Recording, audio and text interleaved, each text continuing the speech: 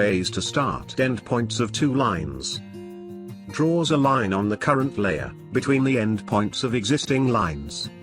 You are asked to select near first line, and then near second line. Quick way to draw end caps. Line at the middle of 2 points.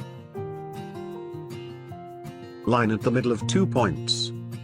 Starts a line on the current layer, at the middle point of 2 selected points. Quick way to start draw if this is the case.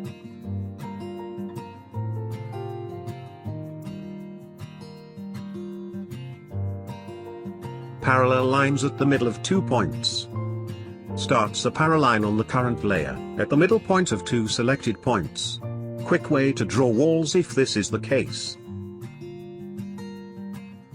Line at the middle of a closed area. Starts a line on the current layer, at the middle point of existing closed area. Just pick inside the area and start draw.